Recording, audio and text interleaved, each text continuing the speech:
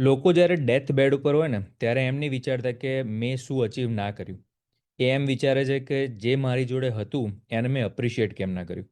હું તમને 10 વસ્તુઓ કહેવાનું છું આ વિડીયોની અંદર, શાંતિથી સાંભળજો, કારણ કે આ નહીં સમજો ને તમે તો તમે 80-90 ના થશો ને ત્યારે બહુ રિગ્રેટ કરશો કે તમારા લાઈફમાં જે અત્યારે છે એને તમે અપ્રિશિએટ કરતા ના શીખ્યા.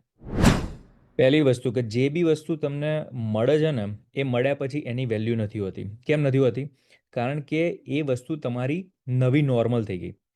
તમે 10 વર્ષ પાછા જાઓ ને તમારા લાઈફમાં અને વિચારો ને કે યાર મારા લાઈફમાં આ બધી વસ્તુઓ જોઈએ છે, તો પાછળના 10 વર્ષમાં તમને એ બધી વસ્તુઓ મળી ગઈ છે.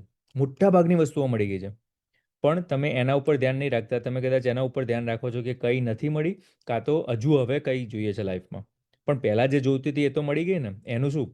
જો એનું અપ્રિશિએટ અત્યારે નથી કરી શક્યા કારણ કે એ હવે નવું નોર્મલ થઈ ગયું છે, તો પછી ફ્યુચરમાં નવું જે આવશે એને તમે કેવી રીતે એપ્રિશિએટ કરી શકશો? એટલે પહેલી વસ્તુ એ જુઓ કે ભાઈ જે મળ્યું છે એ કેટલું બધું મળ્યું છે. અને મળ્યું જ છે. કોઈ બી માણસ એમ કહે ને કે પહેલાં 10 વર્ષ પહેલાં મારી જેવી હાલત હતી એના કરતાં અત્યારે હાલત વધારે ખરાબ છે, તો એ 10,000માંથી એકની અંદર ગણાશે અને કદાચ એનો પર્સ્પેક્ટિવ એવો હશે કે ભાઈ એને નથી દેખાતું કે એની લાઈફમાં સારું શું થઈ રહ્યું છે. બીજી વસ્તુ એ સમજવાની છે કે આપણું મગજ કઈ રીતે બન્યું છે. આપણું મગજ એ રીતે બન્યું છે કે ભાઈ નેક્સ્ટ વસ્તુ આપણને શું જોવો છે એને ચેઝ કરવામાં એને મજા આવે છે. અને આ વસ્તુ યાદ રાખજો ત્રીજા પોઈન્ટ માટે. પણ આ સેકન્ડ વસ્તુ એટલે સમજવાની જરૂર છે કારણ કે તમને એ વસ્તુ જોઈએ છે, એ ચેઝ કરવામાં જ તમને મજા આવે છે. એ મળ્યા પછી તો એ વસ્તુ તમારી નોર્મલ થઈ ગઈ. હવે પછી એ વસ્તુની કોઈ એટલી બધી વેલ્યુ જ નથી રહી કારણ કે એનો ચેઝ બી જતો રહ્યો છે. ત્રીજી વસ્તુ શું છે કે ત્રીજી વસ્તુમાં કે તમે જે સ્ટોપ સાઇન સમજો છો ને હેપીનેસને, કે ભાઈ આ જગ્યાએ પહોંચી ગયા ને તો એ આપણે હેપી થઈ જઈશું. હેપીનેસ એ સ્ટોપ સાઇન છે જ નહીં, એ રસ્તો છે. અહીંથી ત્યાં જવા માટે તમારે જે જે વસ્તુ ચેઝ કરવાની છે એ વખતે તમારી જોડે શું શું છે. હવે તમે 10 કિલોમીટર ચાલ્યા હોય અને બીજા 10 કિલોમીટર આગળ જવાનું, પણ 10 કિલોમીટર પછી તમને ગાડી મળી ગઈ, તો તમે હજુ પેલું ઈચ્છતા હોય કે ભાઈ બીજા 10 કિલોમીટર જઈને ત્યાં પહોંચીશ ને તો મજા આવશે. અલ્યા ભાઈ, તને 10 કિલોમીટર તો ચાલ્યો, પછી હવે તને ગાડી મળી ગઈ 10 કિલોમીટર માટે. એ ગાડીને અપ્રિશિએટ કરવાનું છે. એ છે જર્નીની મજા, નહીં કે પેલી સ્ટોપ સાઇનમાં ત્યાં પહોંચવાની. ચોથી વસ્તુ એ સમજવાની છે કે ભાઈ તમે ગમે તેટલું અચીવ કરી દેશો, તમે પૈસા અચીવ કરશો, તમે સ્ટેટસ અચીવ કરશો, પણ એક વસ્તુ નથી પાછી આવવાની અને એ છે ટાઈમ. કે અત્યારે જે તમારી પાસે ટાઈમ છે એ ટાઈમમાં જો તમે એન્જોય કરતા ના શીખ્યા તો 70ના 60ના 50ના થઈને તમે મિલિયનર મલ્ટા મિલિયનર થઈ ગયા હશો, પણ જે 20 30 40નો જે ટાઈમ છે એ તમે નહીં પાછો લાવી શકો. તો અત્યારે જેમાં છો, અત્યારે જે વસ્તુઓ કરી શકો છો એને તો એન્જોય કરતા શીખી લો પહેલાં. કારણ કે પછી બધું હશે પણ અત્યારે જે છે એ નહીં હોય. અને જે અત્યારે છે એ વધારે વેલ્યુએબલ છે પછી હશે એના કરતાં. લાઈફમાં જે સૌથી ઇમ્પોર્ટન્ટ વસ્તુ છે ને એ બહુ નાજુક છે. કે ભાઈ આપણી હેલ્થ છે, આપણા રિલેશનશિપ છે ફેમિલી જોડે, એ બધી બહુ એકવાર તૂટી જાય ને, એકવાર તિરાડ પડી જાય કે એકવાર હેલ્થ ખરાબ થઈ જાય, એ પાછું લાવવું બહુ બહુ મુશ્કેલની વસ્તુ છે. હવે તમે એ વખતે એવું વિચારી રાખો ને કે હવે છોડ ને, અત્યારે હેલ્થમાં ક્યાં ધ્યાન રાખવું છે, મારે તો પૈસા કમાવા છે અત્યારે. જે છે સારી હેલ્થ છે એને તમે એપ્રિશિએટ નહીં કરતા. પૈસા આવ્યા પછી એ પૈસાનો તમે હેલ્થ સુધારવામાં જ નાખશો મોટાભાગની જે લોકો શરૂઆતમાં એમણે હેલ્થ ના સારી રાખી હોય, પાછળથી પૈસા કમાયા હોય પણ પછી ડાયાબિટીસ થઈ ગયો હોય કે ઓવરવેટ થઈ ગયા હોય કે બીજી કોઈ બી રોગ પેસી ગયો હોય, ઢીંચણ ખરાબ થઈ ગયા હોય, રાઈટ, વિટામિન ના લીધા હોય, તો બીજી બધી વસ્તુઓ ઉપર અસર થઈ હોય, એ બધામાં તમે પાછળથી એમાં પૈસા નાખશો જે તમે ભેગા કર્યા હતા એ. તો એ સર્કલ જ રહ્યું ને. અને પછી કોઈ વસ્તુ તમે અપ્રિશિએટ કે એન્જોય તો આમે નથી કરી શકવાના જો હેલ્થ ખરાબ થઈ ગઈ તો. એટલે અત્યારે જે છે રિલેશનશિપ છે, હેલ્થ છે, ટાઈમ છે તમારી પાસે, એને અત્યારે અપ્રિશિએટ નહીં કરો તો પછી એ વસ્તુ છે જ નહીં. બહુ ફ્રેજાઇલ વસ્તુ છે, જતી રહેવાની છે. અને અત્યારે જે પેલું ગ્રેટિટ્યૂડ કહેવાય ને કે ભાઈ અત્યારે જે છે મારી પાસે એને હું અપ્રિશિએટ કરું છું, એ એક કળા છે. એ જો તમે શીખી ગયા ને તો તમે ફ્યુચરમાં કંઈ બી આવશે તમે એ વસ્તુને અપ્રિશિએટ કરતા શીખી જશો. કારણ કે તમે અત્યારે જે બી છે, રાઈટ, iPhone 11 હોય અત્યારના ટાઈમમાં બી, પછી iPhone 17 આવશે, તો તમે જો 11ને અપ્રિશિએટ નહીં કરો તો 17ને નહીં કરવાના તમે. લાઈફમાં જે બી ફ્યુચરમાં તમને મળવાનું છે એને અપ્રિશિએટ કરવું એક જુદી જ સ્કિલ છે. એ સ્કિલ જો તમે અત્યારે નહીં ડેવલપ કરો તો એ પાછળથી બી નહીં કરો. એ વખતે કંઈક બીજી વસ્તુઓ જોતી હશે, એ વખતે iPhone 21ની રાહ જોતા હશો, રાઈટ. કે જે બી વસ્તુ તમને એવું લાગે કે એ મળી જશે પછી આમ હેપી, નથી થવાનું.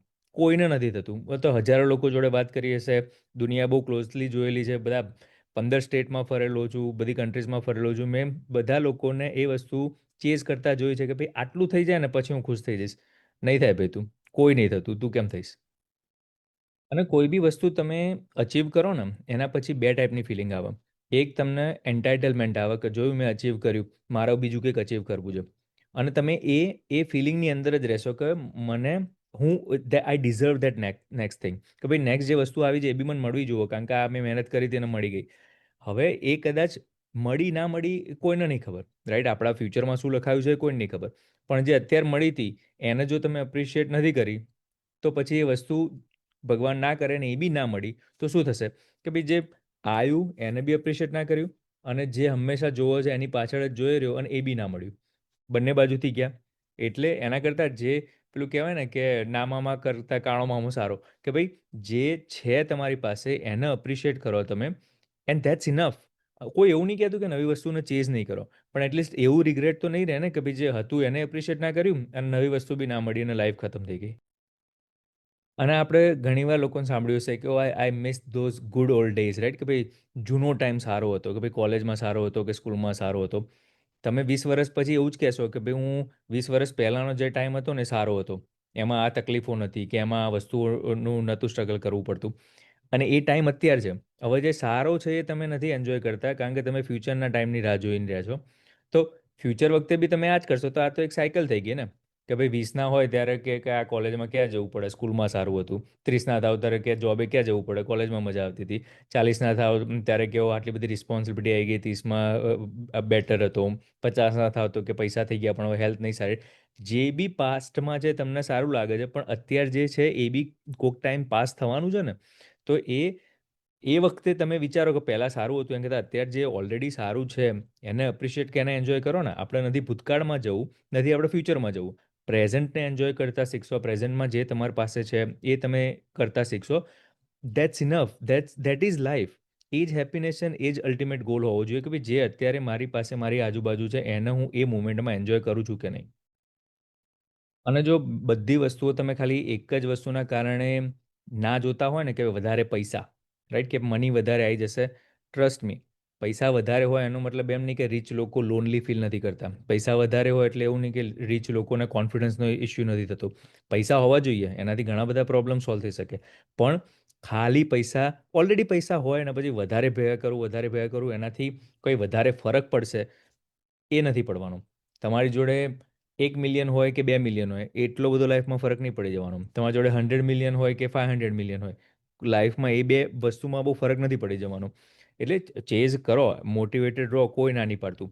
પણ જે છે એને અપ્રિશિએટ કરશો ને તો એનાથી વધારે રિટર્ન બીજી કોઈ વસ્તુનું નથી મળવાનું. એટલે આ આખા વિડીયોનો સાર એ જ છે કે ભાઈ આંખો બંધ કરો કાં તો આંખો ખોલો, વિડીયો પતાવ્યા પછી આજુબાજુમાં જુઓ કોણ છે, શું છે, શું તમારી લાઈફમાં હજુ છે. બોસ નથી ગમતો પણ બે કલીગ તો સારા છે તમારી લાઈફમાં. વાઈફ જોડે આ ટોપિક ઉપર ઝઘડો થાય છે કે હસબન્ડ આ વસ્તુ નથી માનતો, પણ બીજી બધી વસ્તુઓમાં તો એ સારો છે કે એ સારી છે, રાઈટ? કિડ્સ માટે તમારે મહેનત કરવાની છે, પણ તમે એમને આ દુનિયામાં લાયા છો એના માટે મહેનત કરીને એમને સારી લાઈફ આપવી, એમાં તમને ખુશી મળે છે. કોઈ બી વસ્તુ તમે જે બી તમે વસ્તુ કહેતા હો કે ભાઈ આ એક પ્રોબ્લેમ છે, એ એની આજુબાજુમાં બીજી ઘણી સારી વસ્તુઓ હશે, એમ કે એ માણસ હોય કે એ ઘર હોય કે એ જોબ હોય કે એ કરિયર હોય કે જે બી તમને વસ્તુ લાગે કે ભાઈ મારે આ નહીં, આનું નેક્સ્ટ લેવલ જોઈએ છે. પણ આ લેવલમાં બી એટલી બધી વસ્તુઓ છે કે જેને તમે અપ્રિશિએટ કરી શકો છો.